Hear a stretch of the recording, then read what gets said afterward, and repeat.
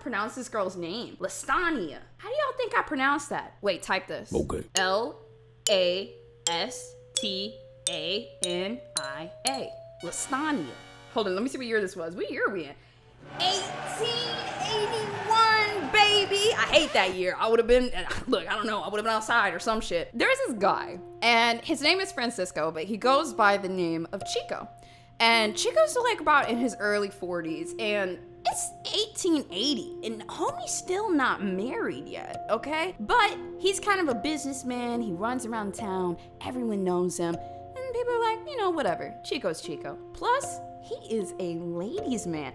Straight up, he was just out and about. People said that he could get a lot of different girls, but it was mostly probably because of his business or whatnot. I can't find a photo of him. If anything, 1881. Did they even have cameras back then, or was it only for the super rich people? Someone might have doodled a little picture of him in the back of like, a napkin or some shit like that. But anyways, he ends up meeting this woman.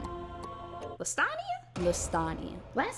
So he ends up meeting this woman named Lastania. And Lastania, I did see a picture of her. She was fine, okay? Or it was at least like, it was like a mock-up of like, somebody at her court trial like drew something of her, and like, she was kind of fine. She looked like she was kind of petite, had like dark hair. She was kind of like small in stature. She's cute. She's a little baddie, right? She's working one day and she meets Chico, and everyone's like, Chico's kind of, he's kind of a ladies' man, and Lastania's like, listen, don't worry, I got this. Now, back in the 1880s, women were essentially virgins until marriage, right? And she was, so she starts talking to him, and they hang out for a little bit, and then later that night, he's like, why don't you come back to my house? And she's like, okay, because it really seemed like they had clicked to her. So Lastania goes back to Chico's house, and they're about to hook up, and she's like, hey, I'm not really down to right now because we're not married, and like, it's 1880, like we have to be married. Otherwise, people are gonna say this about me, and it's kind of fucked up. So like, and Chico thinks about it, and he says, Lastania, you are beautiful, and I want to marry you. I'm tired of running around.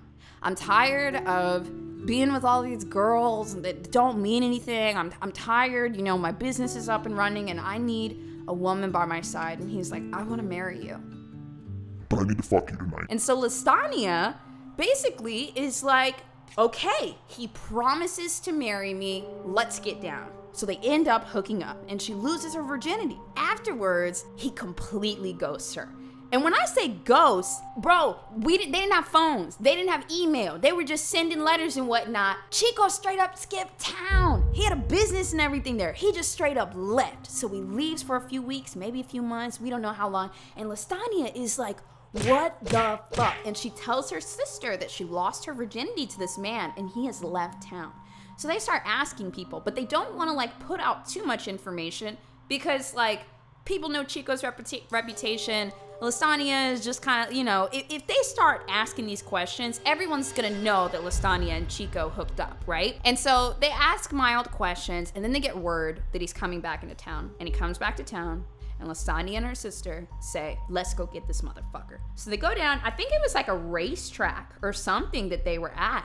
They go down to this racetrack and they find him. This is the one part of the story that's like very 1800s, okay? They try to take him from the racetrack to the chapel because they're both like, you're gonna marry her. You took her purity, you are going to marry her. And this is not a joke, guys. This is not a joke, because in the 1800s, when a woman has lost her purity, she is no longer useful. She is no longer to be wed. And Lastania is only 18 years old, and she's a beautiful woman with lots and lots to offer. She's already lost her virginity to this man. They're all very religious. They will be wed, right? So they drag him off from the horse race, and they try to take him to the chapel. And he's just not really having it, okay? They're outside waiting for the taxi cab to come to go to the chapel. And he starts talking shit to her. He starts saying that he would never marry her, and he reminds her that she is no longer pure. And he's just throwing it in her face. Well, guess what? Lastania already probably had a feeling this was coming. Maybe it was plan B, or maybe Brizzles were just carrying around pistols back in the day, because the minute that he started talking shit, she pulled out a gun and she shot him in the eye, dead in the street, in front of everyone. Everyone was able to say that clearly there was no altercation, there was no fight, he didn't get physical with her, anything of that nature. she just pulled out the gun and shot him. Now, this is the part that I find interesting. It is also very 1800. All that shit we just talked about, you've probably been through that. Your girl's been through that before, in some capacity. Not like, pulling them from the horse track and taking them to the chapel because they are to be wed. Maybe not that far, but you get what I mean. She's arrested and the trial begins. Chico's family, they were very wealthy. And they hired this, I guess you could hire the prosecutor back in the day or something like that, but they went out of their way to make sure that they had a very, very good prosecutor, okay? And this prosecutor is putting all these things together to prove this is a jilted woman, she's scorned, she's terrible, she's crazy, all of these horrible stories about her. And this is the 1800s, so of course they can get away with the, oh, she's crazy plea, of course, right? Well, Lastania's defense, they were ready for that shit. So what they did was they hired 7 medical experts to testify on the stand that she was crazed because she was on her period and there was blood in her brain. Because they just didn't know what was going on with women at the time. And so, when she was bleeding, they were like, yes, during this period of time, she's got blood in her brain and she cannot think correctly. And you know what? Lastania and her defense team are probably like, yeah, let's go with this shit. Let's go with this. Because, come on. What are they going to do? Invent an x-ray really quick and, say this? So they put all of the people on the stand basically to tell the story, she can't help it.